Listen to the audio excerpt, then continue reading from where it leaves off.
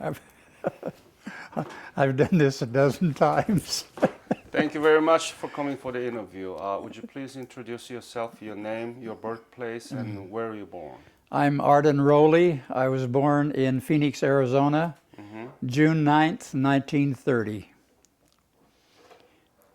2 blocks from the state capitol. Okay. Could you spell your last name? Rowley. Tell me about your family background, how the place where you growing up and the school you went and your siblings. And I was your born parents. and raised right here in the Phoenix area. Like I said, I was born in Phoenix, moved to Mesa when I was just a baby, and have lived 78 of my 84 years here in Mesa, Arizona. In fact, my home, this home I'm in right here, sits in the middle of the 20-acre farm I grew up on as a kid. What school did you go through? I went to all of the elementary schools in Mesa. The names of the schools? I went clear through from first grade through high school here in Mesa. When did you graduate high school and what high school? May 28th, 1948. So what happened after the graduation of your high school? Well, I worked here at home through the summer on the farm, and then I graduated in May. In September, I enlisted in the regular Army, United States Regular Army. Went to Fort Ord, California for 2 months of basic training. Came home on a 30-day furlough, and then was sent to Okinawa. I spent a 15-month tour of duty on Okinawa. And while there, I spent 2 months in Japan at an engineer school. Well, when did you leave for Okinawa? I left for Okinawa in January of '49. So you've been there 15 months and then you 15 moved months. to Japan. Came back home in April of 1951. No, 1950. April of 1950. And came home on another 30-day furlough and was sent to Fort Lewis, Washington. And became part of the 2nd Infantry Division, 2nd Combat Engineer Battalion of the 2nd Infantry Division. Did you know, is that medicine? Is that medicine? Let me ask this question. Did you know anything about Korea while around the time that you graduated in high school or while you're serving in Okinawa and Japan? I knew very, very little about it. I had heard about the country existed, but that's about all. And I'm sure that I knew that at the end of the Second World War that we had troops there, occupation troops there, but that was about the extent of it. So how did you come to know of the breakout of Korean War? I was stationed at Fort Lewis, Washington, got there in early May, and was assigned to the 2nd Engineer Battalion, and had just got into the routine of things. And on June 25th, it was announced that North Korea had attacked South Korea. Almost immediately, the 2nd Infantry Division was alerted for overseas shipment. And on the 17th of July, my company, along with other elements of the 2nd Division, left the port of Tacoma, Washington, on the General Patrick, the ship, General M.M. Patrick. Took us 2 weeks to get there. We arrived in Busan. It was Pusan then. July 31st. You didn't stop in Japan? No. It was rumored that we were going to go to Japan for some additional training, but it was changed. They needed us in Korea, so we went directly to Korea from Tacoma, Washington. That's very rare because most of the interview that I had, they stopped by at Japan. No, we didn't stop at all. We went right into Busan. Tell me about 2 weeks in the Pacific Ocean. 2 weeks was occupied with training as much as we could, like on radios and the equipment. We fired weapons off the ship. What kind of Practicing.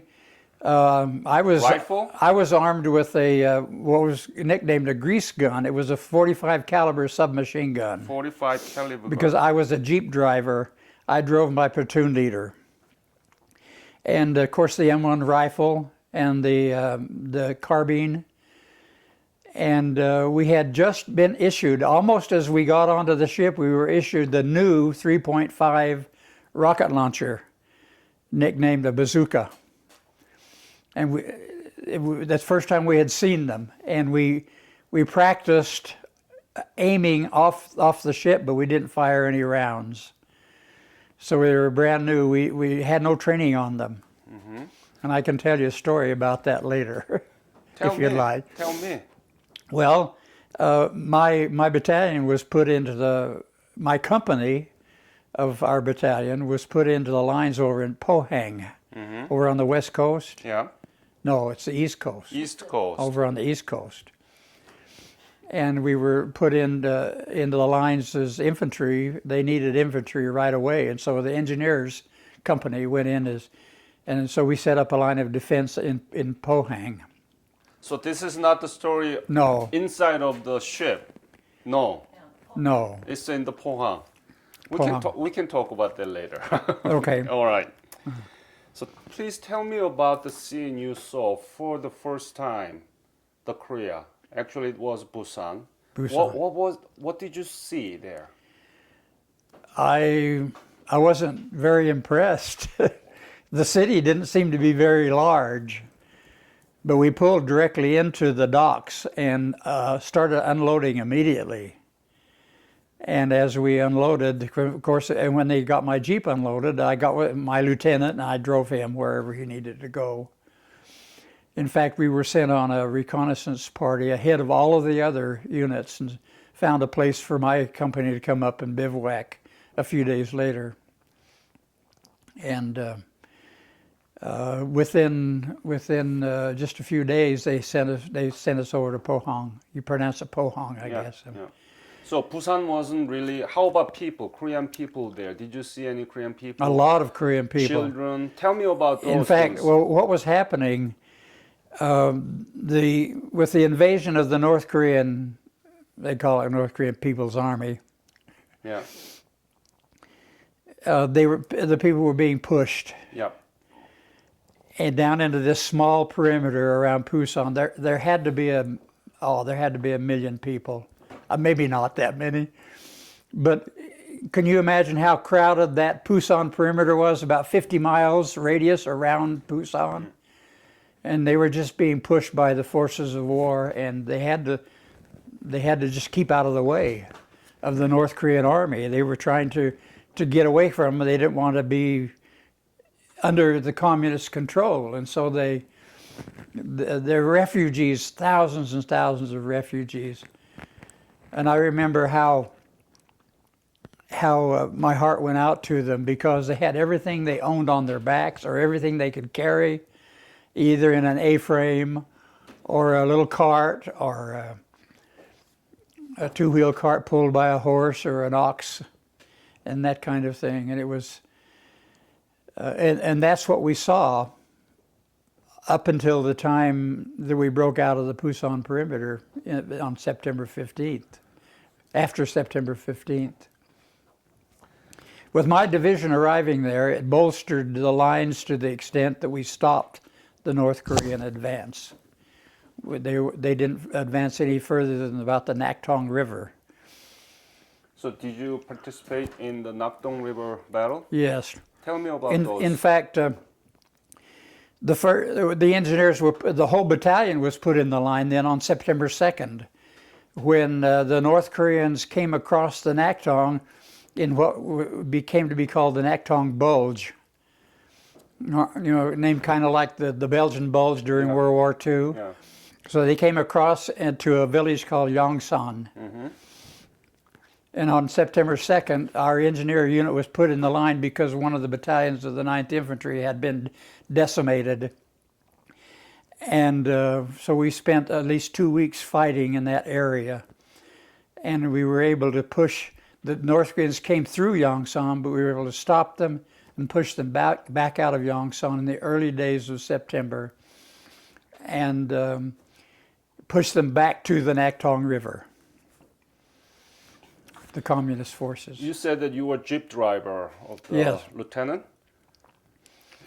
First Lieutenant Frank M. Reed, he was my platoon leader. Platoon leader. And so what was your mission and what was the typical day of those 2 weeks? How did you fight? Tell me the details because the audience really curious about this Well, when, Nakdong perimeter. On the morning of September 1st, Yeah. the North Koreans were pushing through Yongsan. We were established on the south, kind of the south side of Yongsan, and the North Koreans came through Yongsan. And on the morning of September 1st, we counterattacked. And before the day was over, we had their forces pushed out of Yongsan and into the rice fields out in the hills on the other side. Were you driving around there? Well, I had to stay with my Jeep. Wherever I couldn't leave my Jeep, and so I couldn't go with the men who were actually doing the fighting. I had to take care of that vehicle. So I could take the lieutenant anywhere he needed to go. But I'd like to tell you a story about that bazooka. I mentioned they were issued to us just as we were getting on the ships, and nobody had fired them. Well, in this Battle of Yongsan, an armor officer, a tank officer, came and said, there's some T-34 tanks coming our direction.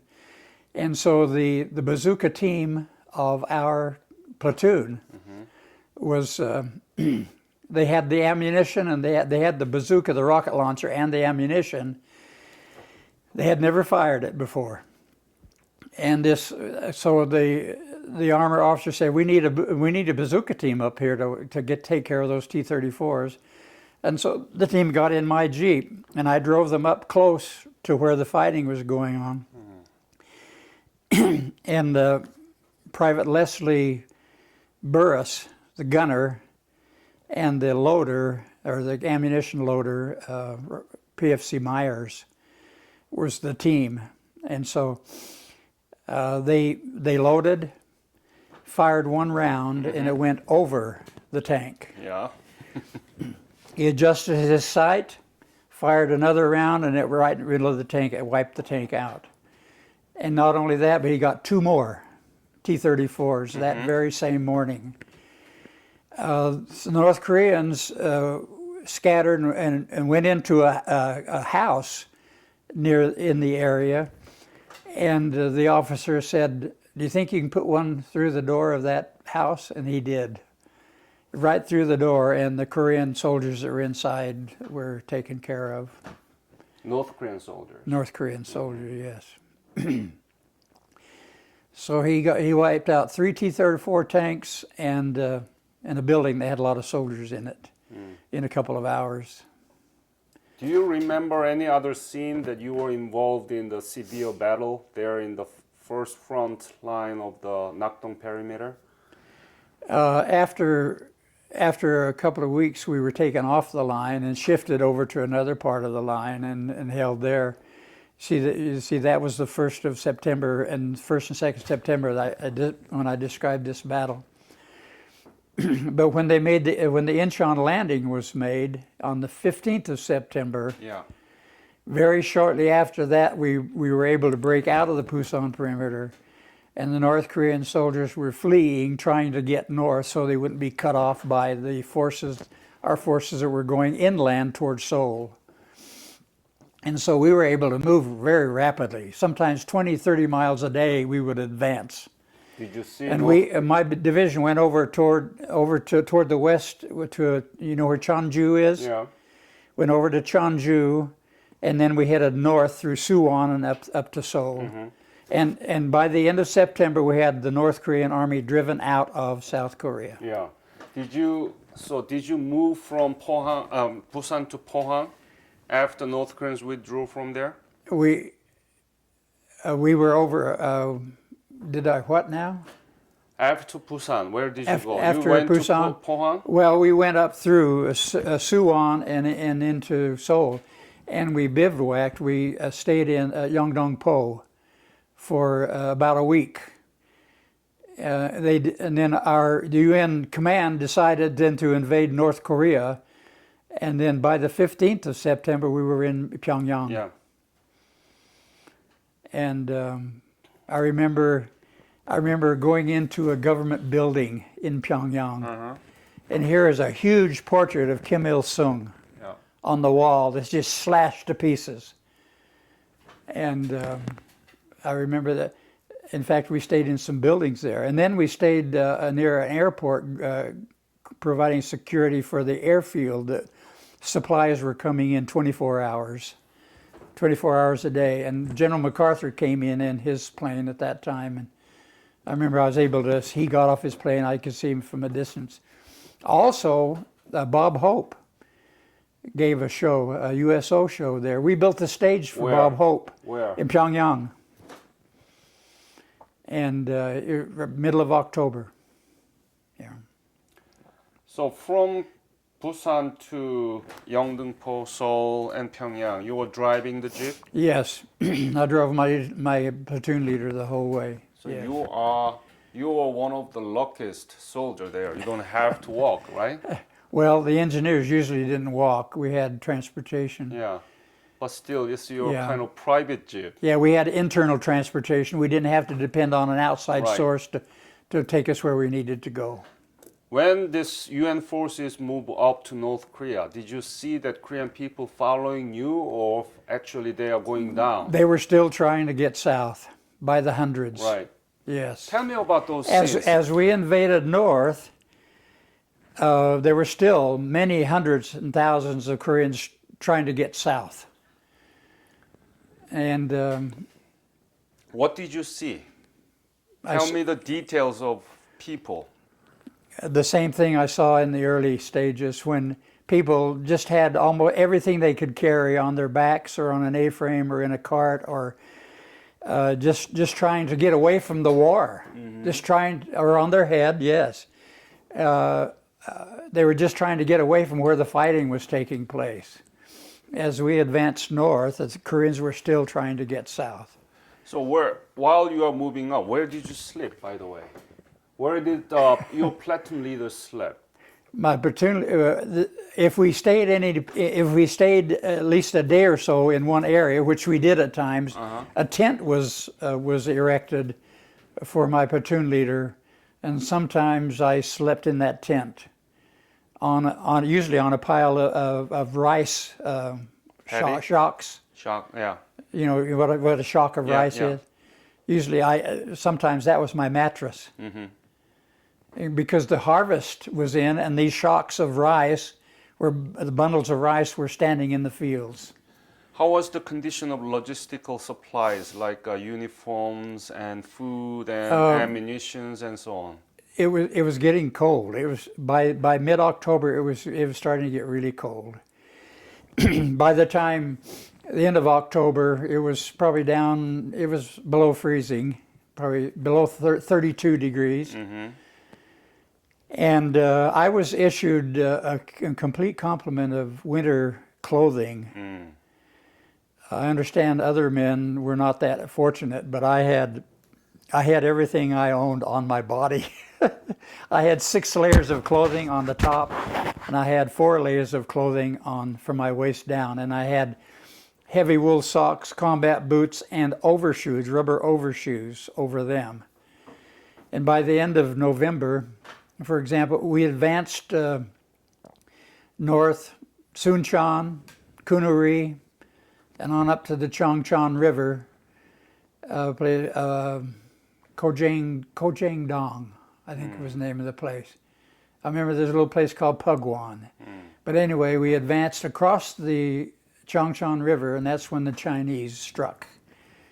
Toward the end of November. The last 5 days of November, the temperature plummeted from 0 to 40 degrees below 0. Did you see Chinese soldier by your eye, in your eyes? I didn't see any Chinese soldiers until the ones that captured me, but they were everywhere. See, here again, I had to stay with my Jeep, and it was always behind the lines a little bit. And so, but my company was up on the lines on the night of about November 28th, and we had to withdraw. The Chinese had struck, and we had to withdraw. We withdrew as far south as we could until the Chinese set up a roadblock in a mountain pass between Kunuri and Suncheon. And a 6-mile long gauntlet was formed by the Chinese forces firing down in on our forces. And the night of November 30th, my battalion then was fighting a rearguard action. The 23rd Infantry Regiment had been pulled out from behind us. They went over to a road, a west coast road, and got out that way, and that left the engineers completely exposed to the communist forces. And we were completely surrounded, and that was the night that my battalion commander ordered that our colors be burned so they couldn't be captured and used as a trophy of war by the Chinese communists. Did you know what you were fighting for? Why you were there and so on? I understood well why we were there, yes. I can't speak for the normal other GIs, but I knew that the North was communist and the South was relatively free, and that the country had been divided, communists in the North and you might say democracy in the South, and I knew. And one of the things that helped us is that the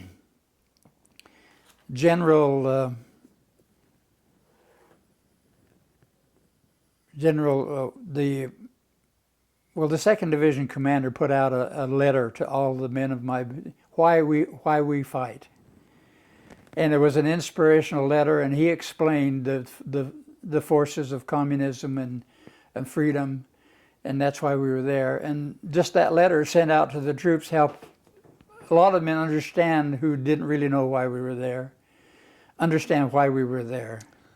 And we knew that we had been sent there to help a country that had been invaded by communist aggressive forces. Do you keep the letter? Do you have it? I have it, yes. In fact, it's printed in my book. Okay. I want to look at it, please. Okay. And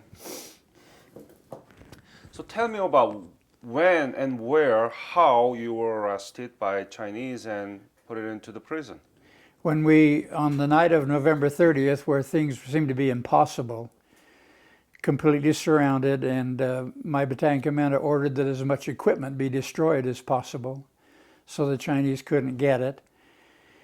And the night of November 30th, we were ordered to leave the convoy. The engineered vehicles were lined up for miles. We were ordered to leave the convoy and go to the west. So on the night of November 30th, we did that. We left the convoy and tried to walk out because everything was blocked on the roads by the communists. And so we walked all night, and early in the morning, we had set up a perimeter defense on a small hill. And the next morning, I was with the sergeant in my platoon. I was a corporal at the time. And my Jeep had been left behind. All the vehicles had been left behind. But all I had was my clothing and my weapon. And about 8 o'clock the next morning. Talking about February? No. December 1st. December 1st. The morning of December 1st. The sergeant and I had become separated from the rest of the group. And so we were kind of alone. And we heard some soldiers talking in a foreign tongue down the hill from us, and they were coming up toward us, about 8 of them, and they were just walking up as if they were friends. I thought they were South Korean soldiers because they didn't shoot at us. They just walked up and, making gestures, jabbering something that I didn't understand. And they came up close to us, and when they got close enough to realize they were not South Koreans, it was too late.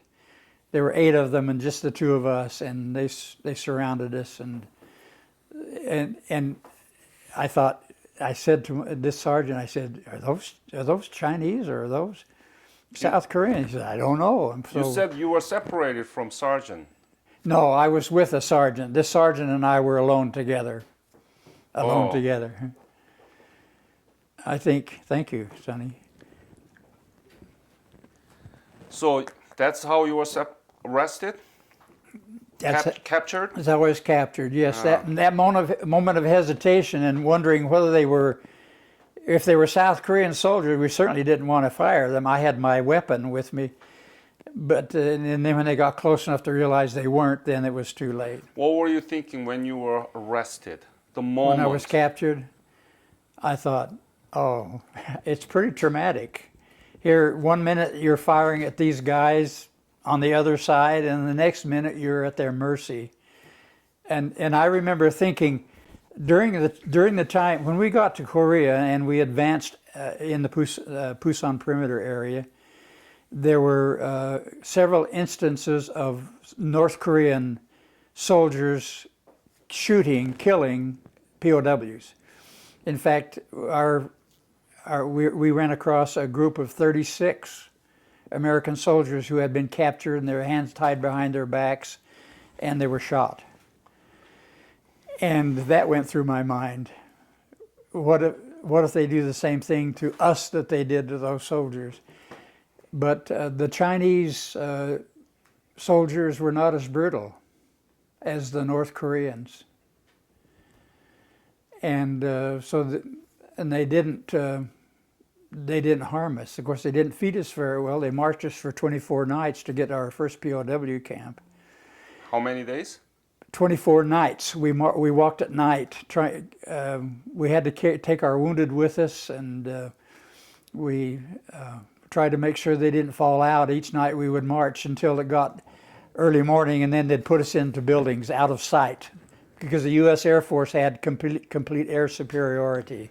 Did they investigate you, interrogate you as soon as you were captured? No. No investigation? No, in fact, I was never interrogated. Really? Not so. There were a lot of POWs that were, but I personally was never interrogated. Why do you think you were I don't know. exceptional? I don't know. Did you bribe him with the chocolate? No. Hey, the only thing I had on me in the way of eating, I had a roll of Lifesavers in my pocket. Yeah. You know, those candy roll Lifesavers. Oh yeah.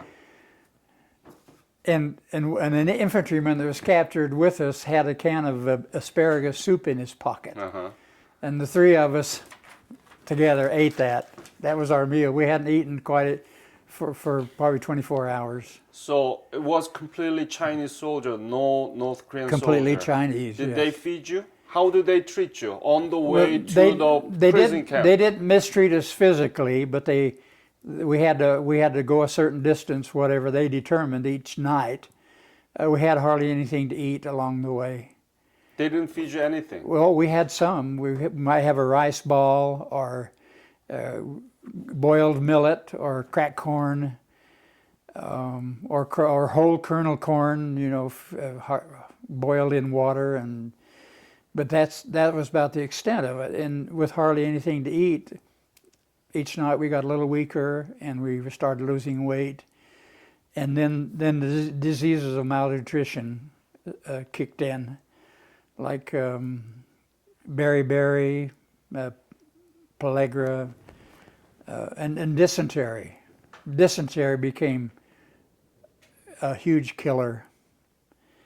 Men would actually literally defecate themselves to death, just with whatever they would eat wouldn't stay in their body long enough. Forget the little nutrients they had, it'd just go out the other end in just a matter of a few hours. And it was getting a little graphic, but it was water and what's the word I want? Mucus, you know, blood. And so many died from dysentery, but also beriberi and near starvation. Some men got to the point where they just couldn't eat. They got so sick they couldn't eat. And how do they treat the dead bodies, the Chinese? well, uh, each morning we would take whoever in our rooms in the first POW camp, whoever had died in our rooms during the night would. No, I'm talking about on the way to the prison camp. If somebody died, they just leave it there? Yes, just leave them there. What did you do during the day? I know that you've been walking during the night so that you're not recognized. We would just talk. Sitting? We were cramming into the room so tightly. I remember having to sit up in the corner one night just to sleep. There was no room to lie down, and we would just talk about, well, we hope that somebody comes and rescues us. That kind of talk. What were you scared, or tell me about the Well, details? I guess you wouldn't say I was frightened, especially after the first few days and knowing that they weren't going to shoot us. It just became a matter of, okay, how do I live one more day? Yeah. How do I survive another day? The temperature took a heavy toll on the men's feet. In fact, I told you I had heavy wool socks, combat boots, and overshoes. So I had 3 layers of protection. Well, about 10 nights into our march, when we were put into rooms early one morning before it got light, one of my fellow POWs came to me and said, "Rowley, I notice you have overshoes on." I said, "Yes, I'm very fortunate. Most of the men didn't have as much protection as I had." Well, the person that called said, "Look at this Turkey soldier's feet." And here, this Turkey soldier who had been captured with us, the Turkish brigade was sent there about that time, was fighting in the area, and his feet had gotten frozen and swollen, and he had 3 long slits in the toes of his boots, and his feet were actually swelling out of those slits in his boots. He could hardly walk. I don't think he could have made another night's walk. But anyway, this person said, "Rowley, would you be willing to give your overshoes to this Turkish soldier?" And I said, "Certainly." And so we got his boots off from him, dried his feet, and the overshoes are huge.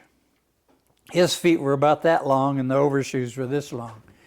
And so we knew that if we just put his feet in there, they would rattle around, so to speak, and become injured more. And so we found some old rags, and we wrapped his feet large enough for them to fit comfortably down into those overshoes. Did you believe in God? Oh, absolutely. I'm here because of my faith in God. I think, I'd lost a layer of protection, but I knew what I had to do for a fellow soldier. And he was so grateful. He kneeled down in front of me and he kissed my feet. You mean the Turkish? The Turkish soldier. He literally kneed down and kissed my feet. And anyway, it was emotional experience. That's not the end of the story. So A couple of nights later, mornings later, as we were being put into rooms again along the route of march. You were lucky to be in the room, actually. I thought that you guys, most of the nights, you had to sleep outside. I suppose some did, but I was fortunate enough to always be in a room. Huh. And we were so crowded in there so tightly that our body warmth kept us from freezing. But anyway, a couple of mornings later, a Chinese guard came up to me and he pointed at my boots with his rifle. He pointed at my boots and then pointed to himself and jabbered something in Chinese that I didn't understand, and I knew what he wanted. He wanted my boots. Right. And I said, "Oh, no." And he said, "Oh, yes, yes." But you said that you... But he took my boots away from me and gave me an old worn-out pair of shoes that he was wearing. No, you told me that you gave the Overshoes. but you had the original boot. Yeah, I had a new pair of combat boots on. Yeah. I had combat boots under the overshoes. I see. So you gave it to him? I gave him the overshoes. No, I know, the Chinese. Oh, yeah. So I had to. I mean, he took them. He took them and gave me his old worn-out shoes. And so I had to go at least another week walking at nights to get to for our first POW camp, and I thought, oh boy, I've had it now. I'm really in trouble now when I saw the frozen feet of some of the soldiers.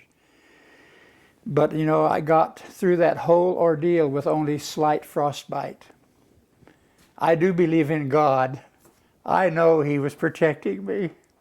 Weren't you not complaining against him? Why me?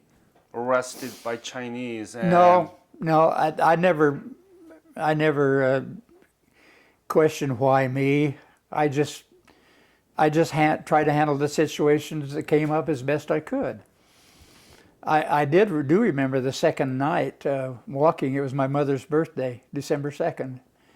The snow was coming down, and he said, here I am on my mother's birthday walking along, and it's snowing and it's cold. And I thought, I wonder what Mom would think if she knew at this moment that I had been taken a prisoner. And she actually didn't know until the next July of 1951. She got a letter from me that I was allowed to write. But anyway,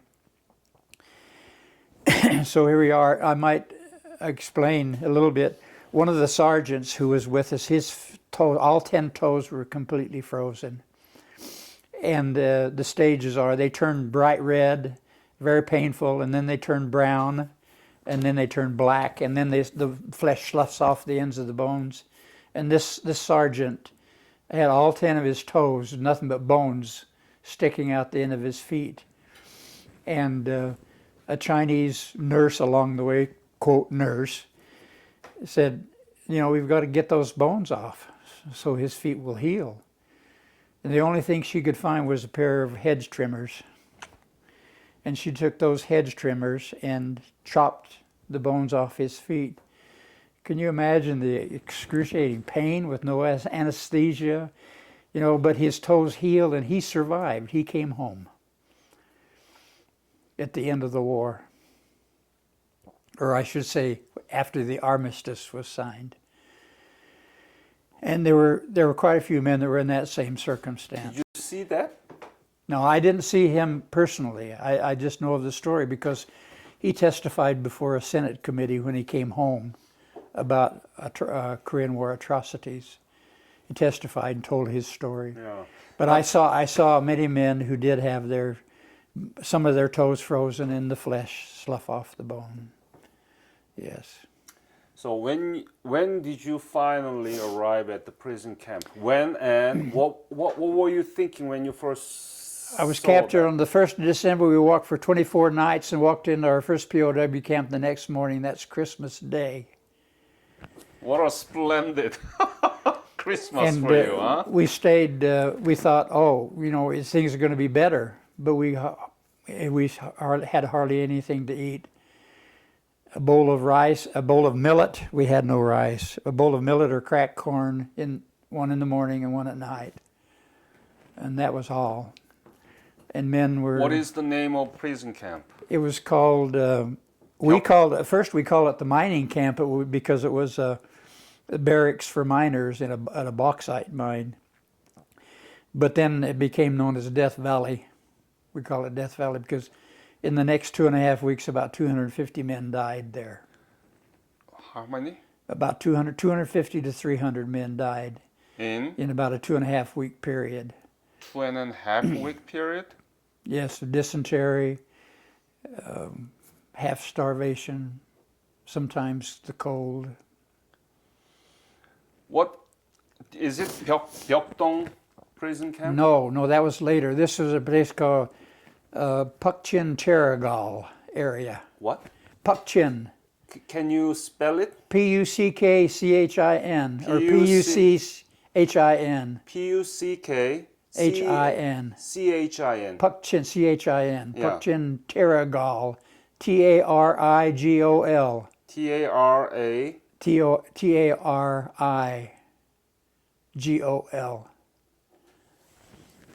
That's been identified as that area that... What is the location? Do you remember? Is it close to Yalu River? It was about 40 miles from the Yalu. West or north?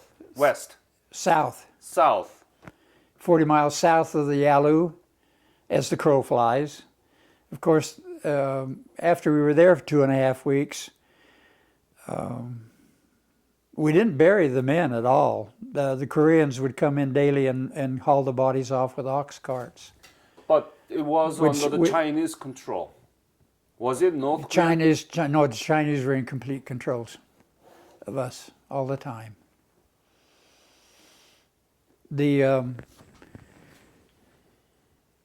Well, I could tell you some stories about while we were there, but Yeah, the story that you experienced and you saw, please tell me those things. well, like I say, dysentery was rampant. And here again, I was very fortunate. I know that 99.9% of the men had dysentery, and a lot of them died from it. However, I did not have dysentery one single day. And so at times I was able to help those who were less fortunate. In fact, there was a kid that we were crammed into rooms like this again, still. And those who had dysentery would have to get up 8 to 10 times a night and run outside and relieve themselves. They'd just run across the top of the rest of us. They wouldn't take time to find space in between the bodies. So you could feel a guy running across the top of you several times a night. And most of us just, that's the way it has to be. And we didn't complain. A few men did, but we knew that we'd rather have them get outside and do it rather than do it in the room, their bowel movements. Anyway, this kid, our indoctrination started right here at this camp. Have you heard of a man named Wilfred Burchett? No. Wilfred Burchett. He was an Australian communist correspondent for some French newspaper. I think it was Ce Soir, which means tonight, I guess. But anyway, he gave us a lecture there on communism. Can you spell his name? Wilfred Burchett. Wilfred Burchett. Maybe French is Burchet, I don't know. But anyway, our communist captors said that if you will go down to this schoolhouse nearby in this village and listen to a lecture, we'll give you one leaf of tobacco. You see, the tobacco ration had been cut off cold turkey. And I know the guys were suffering from withdrawal. And so they attracted most of the men down to this schoolhouse with a leaf of tobacco. Well, I didn't smoke, so I wasn't interested. So I just said, well, I'm not going. This kid next to me, he was so sick he couldn't even get up. In fact, he had soiled his trousers earlier, right next to me. We were so tired I couldn't help but share the experience with him. But he said, "Oh, Rowley, can you get me some clean trousers?" I said, "Where in the world am I going to get you any clean trousers?" But each morning, the bodies of the men who had died were placed in a room just below us on the hill. They were stacked up in there. And I thought, well, maybe there's a clean pair of trousers on one of the corpses. So I went down there the first morning, and all the good trousers were gone. The bodies were hauled off. The next morning, all kinds of more bodies down in this room. But finally, the third morning, I got there before all the, quote, good trousers were gone. And so I removed them. I felt guilty, but I removed the trousers from the soldier's body. And I had found a brass bowl. By then I started a fire and heated some water. And I had this soldier clean himself up and put the clean trousers on. And he was very grateful for that. But I was able to do things like this because I really wasn't very sick. I mean, I was so blessed. But anyway, talking about this lecture, this same fellow, he was so sick he couldn't get up even to go to the lecture. And so he said, "Rowley, would you go to that lecture and get that leaf of tobacco for me?" And I said, "Okay," and so I did. and brought it back to him. And well, Wilfred Burchett told us that the communist Chinese and North Korean forces were pushing the UN forces into the ocean down at Pusan. Well, we know that they only got maybe a third of the way back down into South Korea before we then stopped them and pushed them back out of Korea by the spring of 1951. But that's when our indoctrination started, and there was a solid 16 months of solid indoctrination. How great communism is, how terrible capitalism or free enterprise is. And we had to endure that day after day, sometimes 8 hours a day, either in a lecture or discussion groups. And here we have men that are dying by the dozens. They're trying to tell us how great communism is. We thought to ourselves, boy, there's something that doesn't fit here. There's something that doesn't jibe. How was Wilfred? How was he? Was he good to convince you, or was he good to speak about those? It was just that one time that I saw him Yeah, give how a was lecture. it? I didn't see him after that. Yeah, but the first time that you saw him, how did he Oh, perform? I was afraid that we were being driven out of Korea, our forces being driven out, and would be there all alone at their mercy. Of course, later we discovered that our forces had pushed back up to the 38th parallel and kind of on a line and an angle across. That's where the whole rest of the war was fought, from July of 51 through July of 53. And the communists did tell us when the peace negotiations started in July of 51, and they'd tell us when the talks were broken off, and they always blamed the UN side, of course. The reason they stopped talking is because negotiating was because of and they made sure we knew when MacArthur was relieved of command.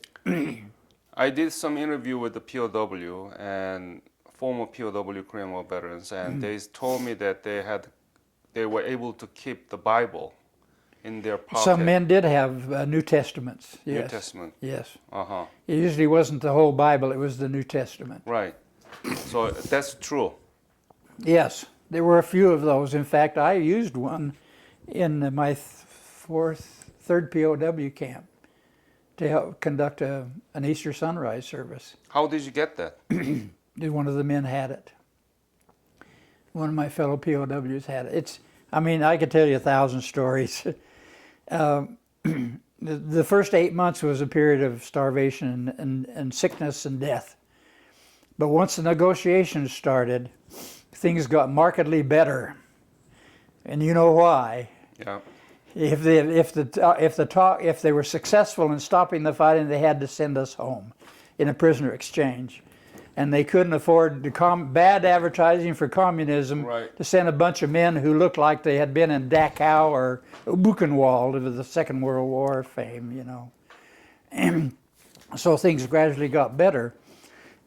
It's estimated that most of us probably lost about 40% of our body weight at the worst time. But we had gained a lot of the weight and strength back by the time the armistice was signed. How better was it? Just give me a good example of the amount of rice or the food that you had before and after this. Okay, the worst case scenario was when we were getting nothing but a bowl of millet or cracked corn. One bowl in the morning and one at night. Okay, and twice a day. Twice a day. Just, about that much. And but once the peace negotiations started, when spring came, and the ice on the Yalu River was 3 feet thick. Oh, I didn't tell you. We got to the POW camp at Pyeongtaung. Yeah. After we left the Death Valley, right, we got there on the end of January of 1951, mm-hmm, and we thought, well, certainly things are going to be better. But it was the same monotonous diet of millet or cracked corn morning and night, clear up through the spring. And then when it was hinted that the peace talks would start, then things started getting better. So after the peace talk began, how better your food was? Well, it gradually got better, not Did you all have of a rice? sudden. Did you have a rice? We did have some rice. We were able to with flour with steamed bread and some vegetables and a little bit of meat. And but the early days in Pyeongtaung, Camp Number 5. I'll give you another example. I said we were on this same diet that didn't improve at all once we got to our permanent POW camp. And between end of January when we got there till about late April or so, another 1,600 men died.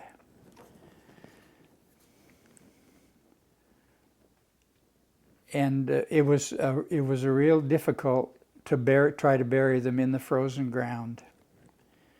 The only thing we could do is dig a grave maybe the width of their body and the depth of their body and how long they were. And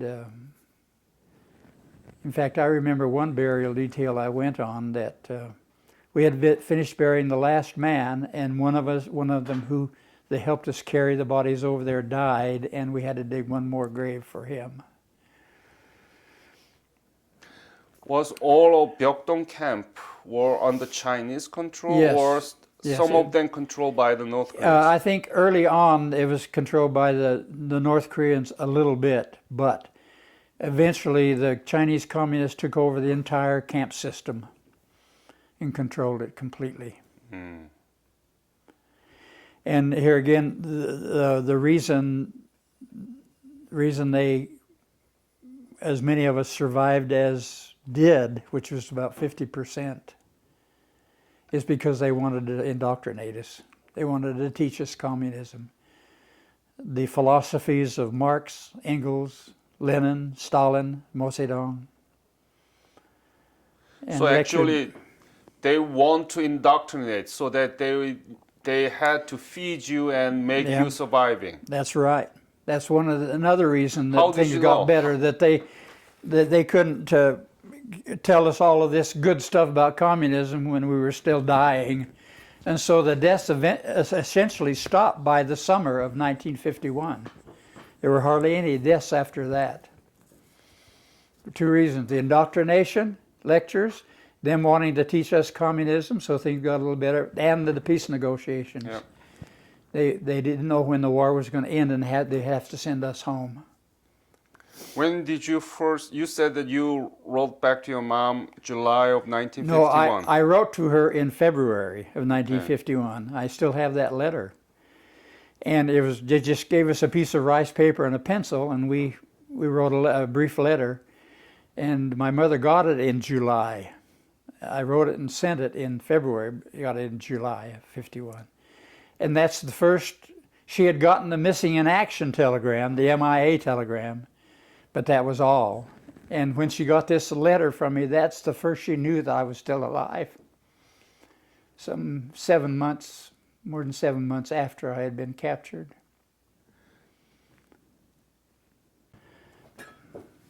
Arden, could you show me that letter you first wrote back to your mom? Right here. Tell me about the contents. What did you write? Well, we couldn't tell what was really happening because men were dying by the dozens.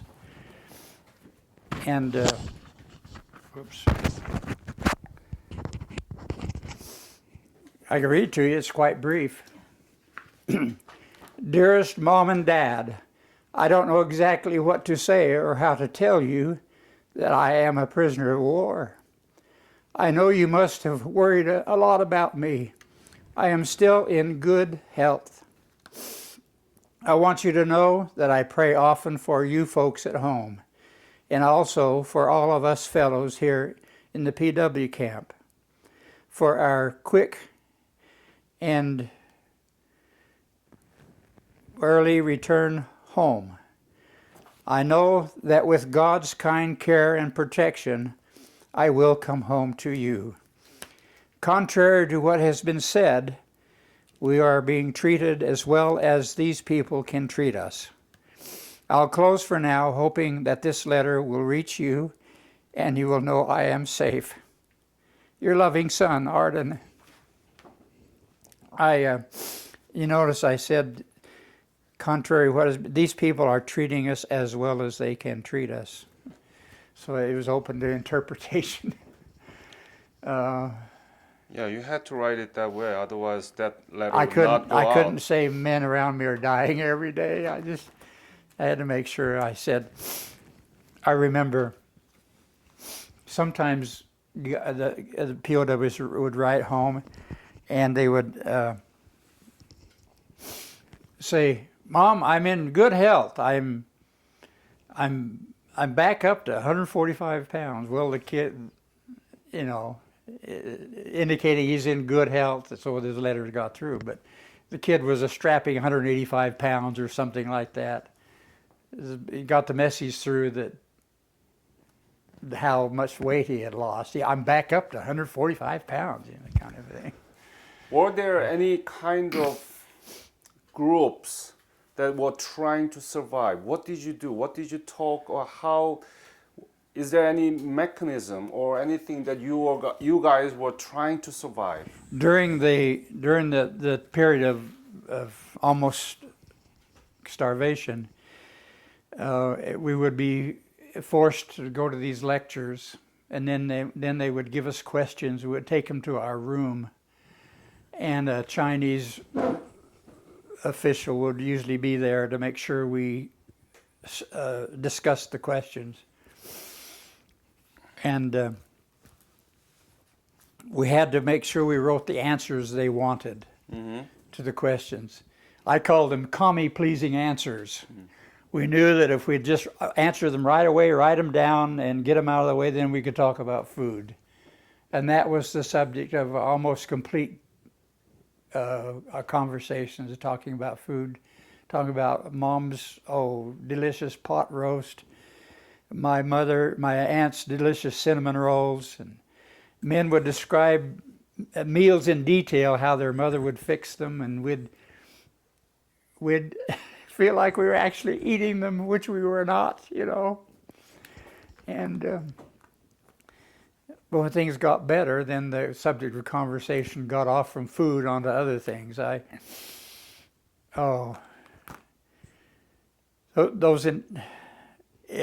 was very little physical torture,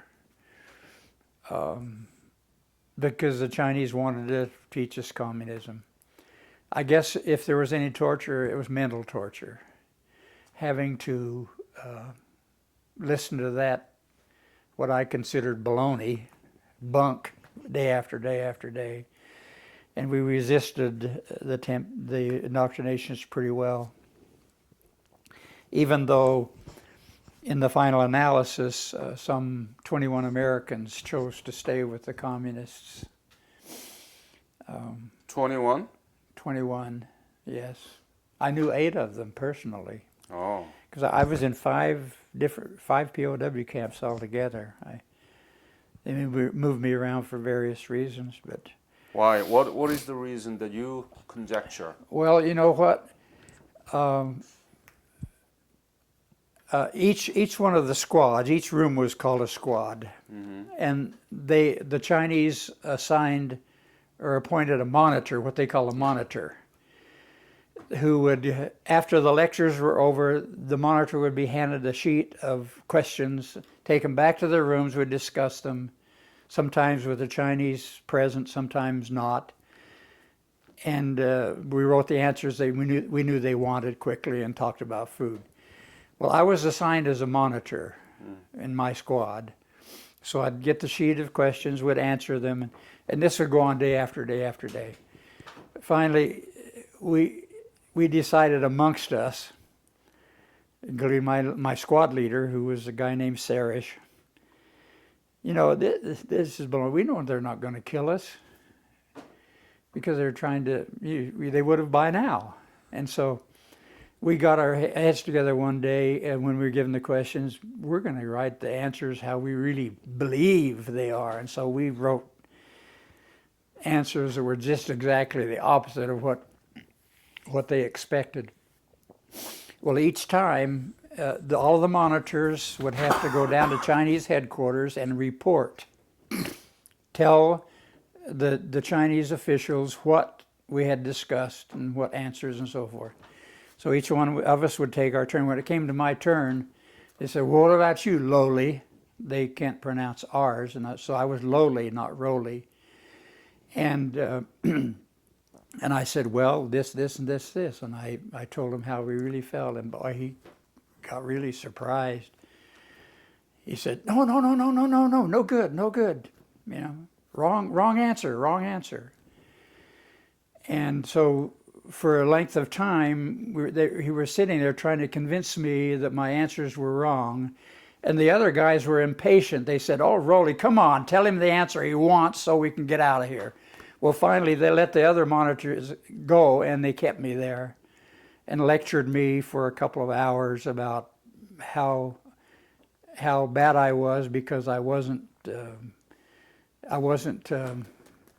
making any progression in the lectures. Finally, they let me go. I wasn't mistreated. I wasn't tortured or anything. But from that point on, I think that idea grew in our company. And all of the other monitors started doing the same thing. And soon the Chinese realized that our company was rotten, according to them. And in October of 1951, they took our entire company out of that POW camp, put us on barges and moved us down the Yalu several miles, and established another camp. And I'm sure it's because we had decided that what they were trying to teach us was bunk, and we let them know it. And really, from that point on, up into the spring of 1952, things got worse and worse and worse. Our attitude at the lectures, it got to where the lectures were a circus. I mean, we were doing everything but listening to what we'd say, oh, that's a bunch of BS, but we would say the full word, you know what that means. Or that's, your guys are crazy, you know what you're talking about. And they finally, in late spring of 1952, they stopped the indoctrination program. They realized that they were reached a point of diminishing returns. Were doing more harm to their cause than they were good, because we were just fed up with it. And one of the things that helped us bolster our courage was that finally in January of 1952, we got letters from home. So there's a year and 3 months after a year and 2 months, I got a letter from my mother. And a lot of the men in the camp did get mail from home. And already the lectures are deteriorating, but boy, once we got that mail from home, our courage was bolstered, and we told them what they could do with their lectures on communism. They could put them where the sun doesn't shine. Arden, do you have that letter you received from your mom? Do you have the letter with I think you? I do. Can you show to the camera and read it? Can you show it to the camera first? Oh, let me see. I know I have the envelope. In fact, I put the date on it. Where is that? Take your time. Take your time. That's the first one. I think it's in here. See that? See the date? Show it to the camera. January something, 1952. Hold it. January 14, 1952. Yeah, this is the first letter I got, and a lot of the other POWs did get mail from home at the same time, and it was a celebration. I mean, we were jumping all over and hollering and saying, "Oh, letter from home! My mom knows I'm alive. My family knows I'm still alive." She put that on the mail December 31st from Mesa here, December 31st. Do you have letter now with you? Let's see, which letter is it? July 53. You see, my mother kept all the letters that she received from me, And I was only able to keep a few. Let's see.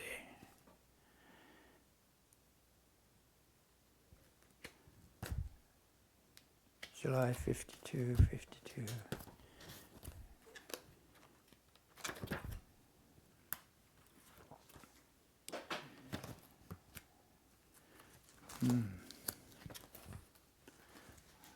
I don't know. Okay. I don't know where I put it. What did she write? She just told me what was happening with the family, and the fact that she had gotten mail from me, and she knew I was alive, and so forth.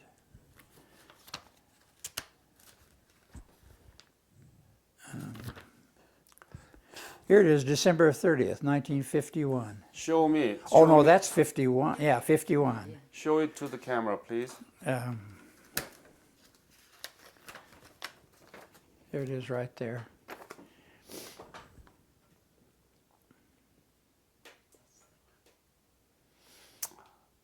Can you read?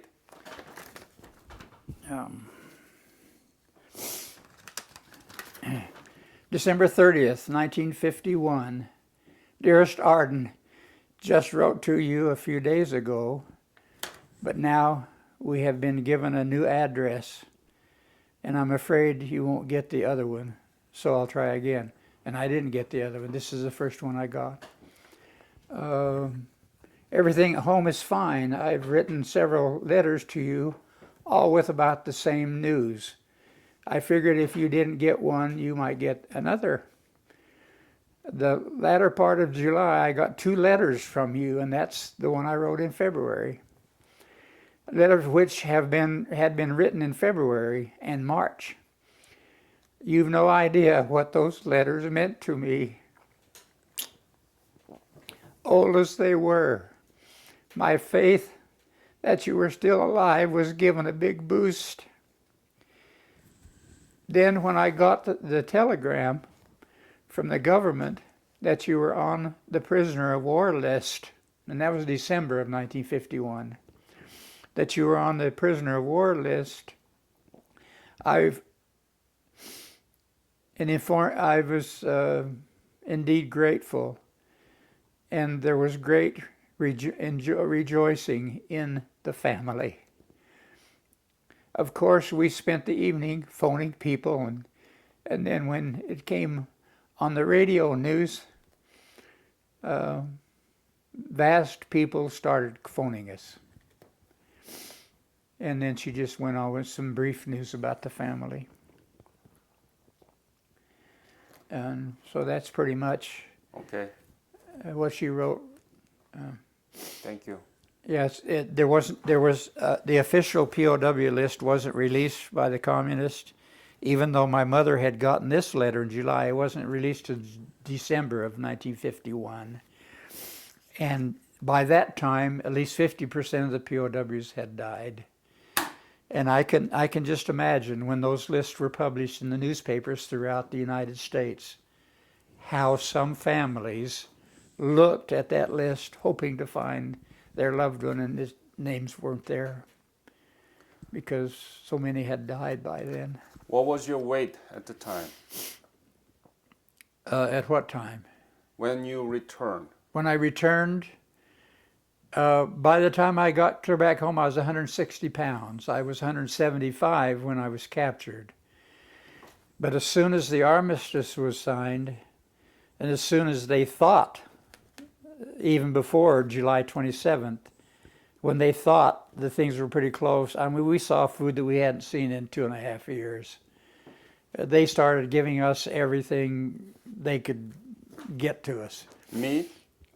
Yes, meat, eggs, all kinds of eggs and meat and vegetables and some fruit. And that took place. And when I was put on a train finally to go south to Kaesong to wait to be released, I mean, it was like a banquet every day. I was there 3 days. It was almost like a banquet. But that was the food provided by the Americans? By the communists. By the communists? Yes. In Kaesong Panmunjom? Yes, I was still a POW. at the time in Kaesong. We were in Kaesong until I was there 3 days until my name was called, and they put us on trucks and we went to Panmunjom to be exchanged. When was that? When did you first know that you're going to go to home? They told us the day the armistice was signed. I was in my 5th POW camp by then. They told us on the day that it happened, and it said, "The fighting has stopped. War is over. Soon you will go home." It was another on about the 14th of August. We left the POW camp. Got to Kaesong on about the 15th of August, and on the 18th of August I was released. It came my turn to be released. On the what day? The 18th of August, 1953. Boy, talk about a good feeling that day when I walked under that arch that said "Gateway to Freedom." Freedom. Oh. Tell me. Pardon? Tell me about it. Oh, it's just a feeling indescribable.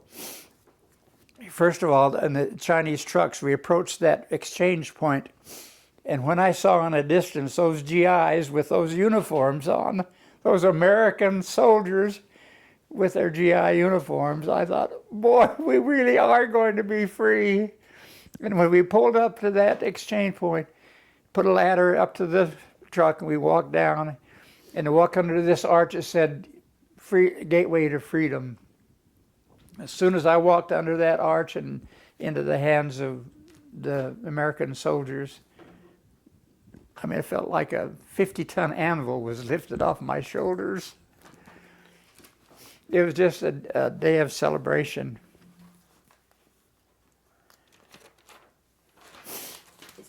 Of course, that's one high point. And then the next high point is when I got to San Francisco, and part of my family was there to meet me on the 5th of September.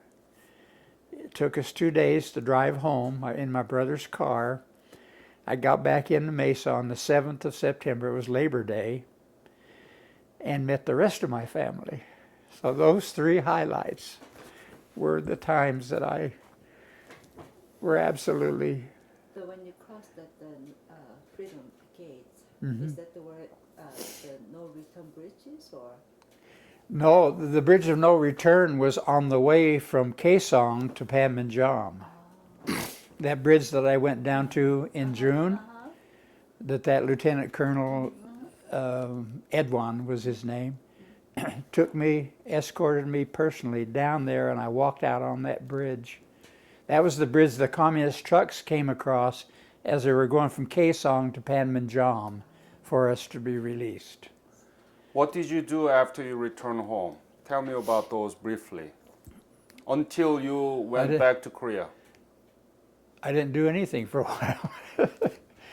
Well, I tell you, I bought some civilian clothes. I started dating a few girls. But it wasn't until I got home on the 7th of September. On the 18th of September, 11 days later, I went to a Friday night dance here in Mesa and met the most beautiful girl I had ever seen, Ruth Martin. A friend introduced me to her at the dance that night. I danced with her 5 times or so. Asked her if I could take her home. She said, "No, I came with some friends and I'm going home with those friends." But I asked her if I could take her home from work. She worked at the drugstore on Main Street. In fact, the day I came home from Korea, a cavalcade of cars driving down through Mesa, honking their horns of police sirens and so forth, past everybody's drugstore. I had no idea there's that girl, Ruth Martin, was right there in that drugstore, seeing that cavalcade of cars go by. And 11 days later, I met her. Did she tell you later that she saw you in the truck? Yes. I was on the back of a convertible, convertible, sitting up on the back of the back seat. My mom and dad on each side, driving down through town. I have a movie of it, a home movie of it, of that event. But anyway. What was the thing that you really wanted to do right after? I mean, when you thinking that if you're going to return home, what was the first thing that you wanted to do? I just wanted to relax for a while. And I did. I just took it easy. Of course, I ate like crazy the whole. So I started gaining some more weight. But anyway, I just took it easy for a while until I met Ruth. She wasn't quite 18 when I met her. She just started her senior year of high school. She was 5.5 years younger than me. I introduced to her, took her home from work for a couple of times, took her to a drive-in movie, took her to a Mesa High football game. Met her on the 18th of September.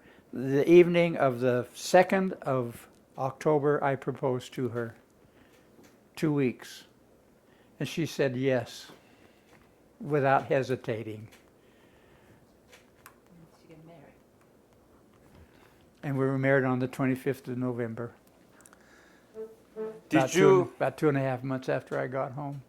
Did you regret that you were in Korea? And No, never. I consider it to this please be day. honest. I consider it to this day a great honor to have participated in saving the Republic of Korea from communism. I feel personally, and I'm sure all Korean War veterans feel that it was an honor. Every sacrifice was worth it because of what Korea is today. It's a shining light in the world. When you compare it, you've seen the lights of the world. Can you compare it to that dark North Korea? South Korea almost completely light. Tells the story right there. Freedom, slavery, freedom. And I was honored to be a part of it.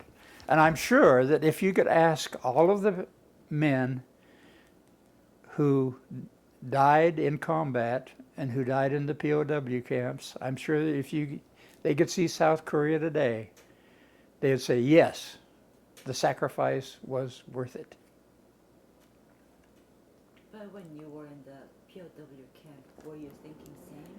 Were you proud, or were you to be in the Korean War, or were you angry, or? Well, no, I never became what you would call angry about being there.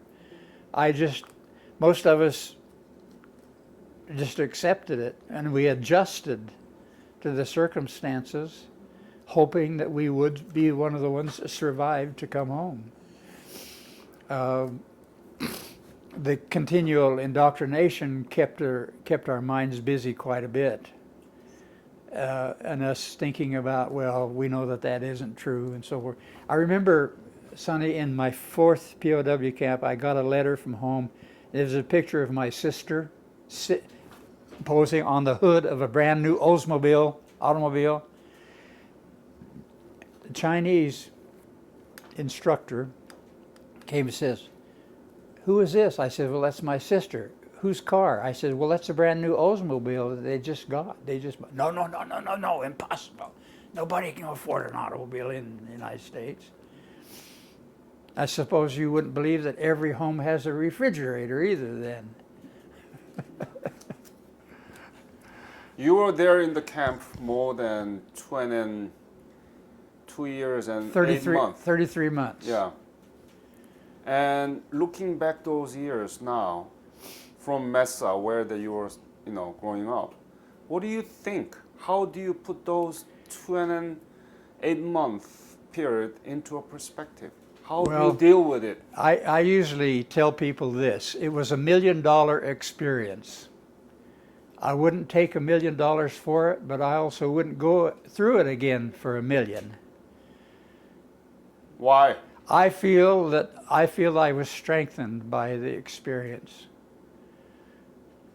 I certainly knew why we were there, to ward off communist aggression. I knew that the Cold War had turned hot in that part of the world, and that I was a part of it, and was well, I wasn't happy to be there, but I was content to be there, knowing that what we were doing, why we were there. And when they started trying to shove this communist doctrine down our throats, boy, like I said, at first we said everything that they wanted to hear, but that got old. I mean, that got old, and we told them where they, forget it. This is what we believe. So, anyway. You said that you didn't know anything about Korea except the fact that where it was located. Yeah. Now, after those, what is Korea to you? Today? Yeah. To you now. Well, I tell you, I've been there 5 times since I came home. The first time I went with Ruth and my son Brad. And Ruth was hesitant to go. But I sort of talked her into it. I didn't have to talk very hard, but once she got over there and we went on that 11-day tour of Korea, she fell in love with the people and the country, as I did. I don't suppose I loved the country when I was there fighting the war, but when I revisited and have been back more times, each time I go, I admire more and more the Korean people and the country. And I was just proud to have been a part of it. I just, when you think that the Republic of Korea now is the largest cell phone manufacturer, smartphone manufacturer in the world. It's the 2nd largest shipbuilder in the world, and it's the 5th largest manufacturer of automobiles, and has the 10th strongest economy in the world. It's a miracle. When I came home from Korea in 1953, Seoul was just a rubble. You remember seeing pictures? The one in the Korea Reborn book. And when you think here's Seoul with 11 million people, I gauge it by the number of bridges.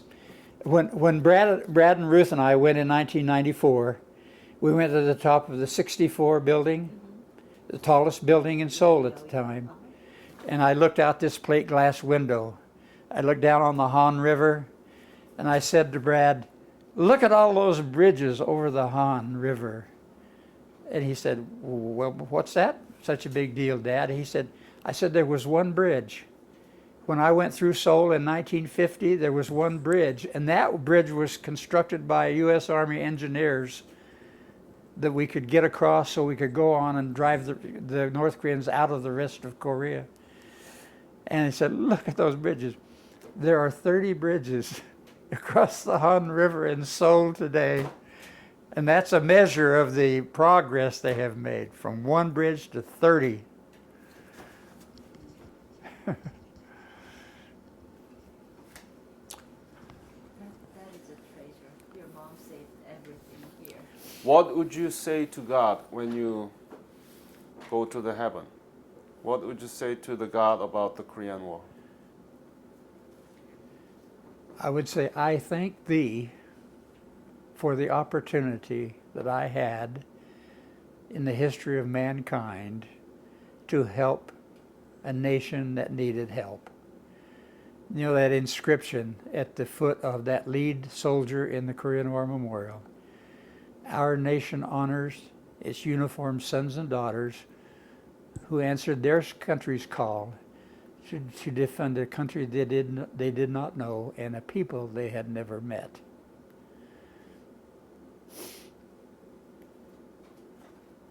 And I was honored to be part of that. To you, what is the Korean legacy of the Korean War and Korean War veterans? The legacy of the Korean War, the fact that we did not let the communists take over a free country, set the pace and marked the tone for the communist countries in the world. They better not try it again. They better not try it in East or West, in West Germany. Germany was divided. If they had succeeded in Korea, you can bet they would have tried it in Germany and in Europe. But we said, no, hands off. You're not going to take.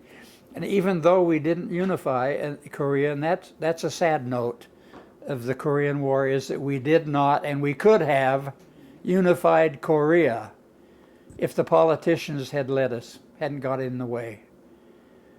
We learned how to fight the communist forces and to stop any attacks that they made. We learned how to advance, and we could have taken North Korea. But no, the politicians, no, we'll start World War III. So the sad part of the Korean War is that we did not unify Korea. And here, all these 60-some years later, still those people suffering under the thumb of, I call Kim Jong-il. Kim Jong-il, that pudgy little dictator with a bad haircut. And his son now is worse than his father was. That DVD that I showed you talks about life under Kim Jong-un. Arden, any other message? You told me that you have done this interview like several times, so many times, but any story or any comments that you want to leave unique to this interview?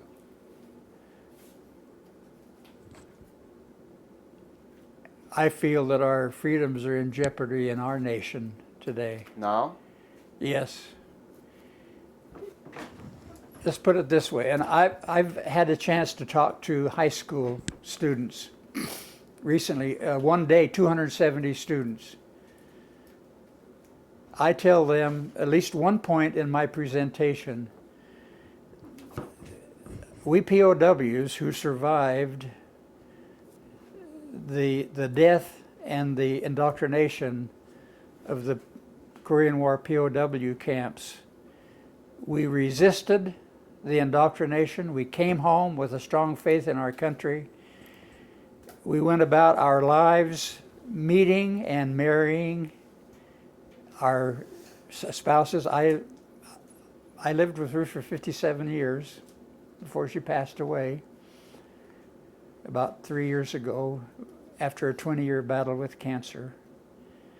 We went about our lives living under the freedoms that we enjoyed. Yet today there are those in high positions of government who are trying to take us toward that kind of government that we resisted in the POW camps under those terrible circumstances. And I resent it highly. I resent these political leaders. And I'll say it outright, starting with the man in the White House. I resent them trying to take us toward that which we resisted more than 60 years ago. And my message to the American people is we better wake up and get back to our Constitution. I gave you the brochure, the Korean War Veterans Digital Memorial Foundation, and also I gave the program book that my foundation used for the Korean War Veterans Youth Corps. It's like a Peace Corps created by President Kennedy. Oh, yeah? And we launched the Youth Corps last year in Washington, D.C. It's a group of high school or the college students of the Korean War veterans' descendants, so that we can continue on your legacy. If we failed... Veterans Legacy Workshop, yes. And can you read the subtitle? Subtitle of that. The legacy. This one right here? Yeah. First Korean War Veteran Legacy Workshop. What good can come out of Korean War Veterans' legacy? Yes. The good came out of Korean War is Korean Republic of Korea. You just mentioned it. Yeah. Unbelievable story of economic miracle. Oh, yes, absolutely. But yes. In 10 years, there are not many Korean War veterans here. Right. And unless we activate your own descendants, nobody will remember it. I suppose, I might say indoctrinated my family pretty thoroughly on my experiences. The books the talks I've given in my church and in my youth groups and so forth, my kids grew up hearing my story. That's very, very important because And there are I not publish many. books that they've been given and read and so forth. Especially my son Brad, he is a historical encyclopedia. Especially my son Brad knows. And my son Steve, of course, helped me publish a book about Ruth, which has a lot of the legacy of my POW experience within it, within her story. So, and I've published, 4 books about Korean War POWs, 1 book about my battalion, the history of my battalion in the Korean War, which covers that story I told you, the Battle of Yongsan, and all of that other that followed that. And then the latest book is about the prisoner repatriation, about Big Switch and Little Switch and Big Switch. So, do you have grandchildren in the age of high school or the college? Oh yeah, yeah. I have grandchildren that are in their mid 40s, I guess. No, in the age of high school or Oh yeah, I have. college. My youngest grandchild is a girl who is will be a senior in high school next year. How about in college? I have one grandson that just graduated from ASU, degree in Arizona State? Arizona State University. He just a couple of weeks ago graduated. I have a granddaughter who graduated a couple of years ago from ASU. I have another granddaughter who has had a full scholarship and was in about her junior year, and now is married and is busy raising a family. This year, my foundation will host the 2nd convention of Korean War Veterans Youth Corps. It's from July 25th to 28th, and the foundation will cover everything: hotel, meals, and 3 days program, including Pentagon visit and National Mall, and except half of the, But round the trip. grandchild has transportation. to be enrolled in college, in university work, though. No, right? no, high school or the college. High school or the college. So if you want them to come to the Washington, D.C. and mingle with other descendants of the Korean War veterans and working on your legacy, please tell them about this convention and ask them to contact me. The foundation will cover most of the 99% will cover the cost. This granddaughter will be a senior in high school Yeah, she'll be perfect. in August. And the grandson you just graduated? My oldest great grandson is 16.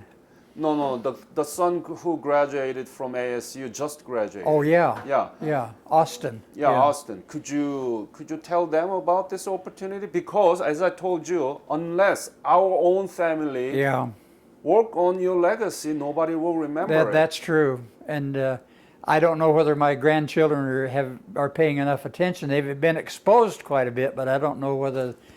And Austin, he works for Boeing, the Boeing Corporation, in computers, and I don't know. Anyway, Yeah, just tell them about this and encourage them to contact us. Okay, either me this or information Sonny. would be good. That's for the doing. last year's, but we Okay. can give you this year's, and please I'd like contact to. Sonny and me. I'd like to. That granddaughter can be a senior. What are the dates of that? July 25th to This- 28th. This year? Yes. And even you can come with them, you know. I'll be at my POW reunion in Louisville, Kentucky at that time. Yeah. It's after you're going to have a reunion around July 30th. Yes. Yeah, so it is right after our convention. You guys can go from Washington D.C. to Louisville, Kentucky. Oh, I see what you Yeah, mean. I'm- Our first day, my first day at the reunion will be the 29th of July So I am in Louisville, planning- Kentucky. Yeah, I'm planning to be there too.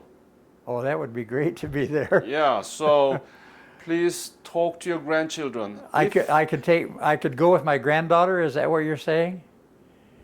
Oh, mercy! She would be so thrilled at that. And if you come, Jesus. I want to ask you to talk something about your experience at the convention. You know, I invited Al Cooper from Utah. He is one of the most learned Korean War veteran I ever known. But your experience is also very exceptional. So if you come with your granddaughter and stand in the podium and talking about the importance of transfer of this legacy to our younger generations, Yes. that will be the dynamite. Okay, so please think Oh, about I'll it. talk to my granddaughter. Yeah. You know, when she found out that I was going to Korea again, Sonny, She want a cup? she said, "Well, Grandpa, I'd just like to go with you." I said, "Well, it's not conducive for family to go on this particular trip." No. But as soon But as she she could get go to into the Washington with- college, Huh? as soon as she get into the college, my convention and KWVYC will recommend her to go to Korea as a peace camper. Yeah. And also there are scholarship opportunities from my foundation too. Oh, that would be so great. Yeah, so please encourage the Austin. who Would you just- have some current literature that you're going to be giving me on yes, this, sending me on that? Sonny will Make talk sure to I you. get that. Oh, I want it. Audrey is her Oh, name. I I'll want to send you talk to email. Audrey. I'll send you email. Yeah. So let us wrap up this interview.